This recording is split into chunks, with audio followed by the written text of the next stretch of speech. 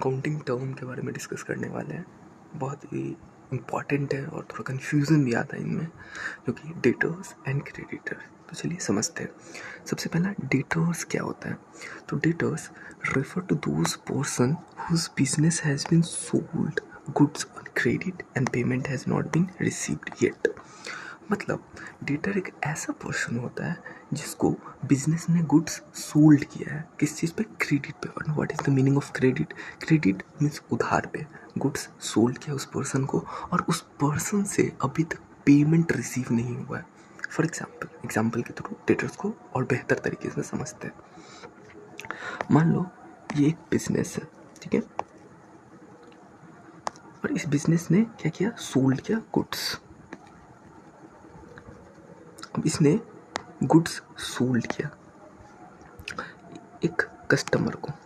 Customer तो आपको पता होगा, कस्टमर जैसे हम लोग जैसे जाते हैं, अगर सामान खरीदते हैं, मान लीजिए हम किसी स्टेशनरी दुकान पे गए, पेन खरीदे, तो देन वी आर कस्टमर।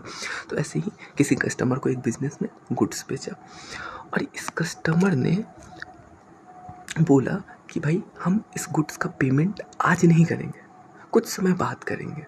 मान लीजिए सैलरीड पर्सन हो सकते हैं, इनका सैलरी नहीं आया होगा, तो बोलेंगे कि जब सैलरी आएगा तब हम आपको इस गुड्स के बदले पेमेंट कर देंगे, जैसे 1 मंथ बाद या 10 डेज़ बाद, 20 डेज़ बाद। तो उसी तरीके से यहाँ पे एक बिजनेस ने गुड्स बेचा कस्टमर को, और कस्टमर ने अभी तक पेमेंट जो है, पेमेंट अभी तक नहीं किया है। तो देन हम इस कस्टमर को क्या बोलेंगे, हम इस कस्टमर को बोलेंगे कि ये हमारा डेटर हो जाएगा। ये कस्टमर को हम क्या बोलेंगे, ये हमारा डेटर है, बिकॉज हमें इनसे पेमेंट नहीं आया है। हमने तो गुड्स बेच दिया है इस कस्टमर को, बट इन्होंने पेमेंट अभी तक नहीं किया है। तो जब तक ये पेमेंट नहीं करेंगे, हम इस कस्टमर को क्या बोलेंगे, ये हमारा डेटर है। ओके, अब इसी तरीके से हम क्रेडिटर के बारे में समझते हैं। क्रेडिटर क्या होता है, बोलते हैं creditor refer to those persons whose business buy goods on credit and payment has not been yet. इसी में एक तरह से अपोजिट ही हो जाता है। मतलब हम बिजनेस है, ठीक है, हम किसी सप्लायर से गुड्स खरीदे, और वो गुड्स जो खरीदे ना, क्रेडिट पे खरीदे, मतलब उधार पे, और हमने अभी तक पेमेंट नहीं किया है। मतलब जब तक हम उसको पेमेंट नहीं करेंगे, हम उनको क्रेडिटर बोलेंगे। चलिए एग्जाम्पल में फिर से समझते हैं। मान लीजिए ये जो गुड्स हम जो बेच रहे हैं, वो कहीं से खरीदेंगे तभी तो बेचेंगे, ठीक है। तो जिससे खरीदते हैं उसको क्या बोलते हैं, सप्लायर।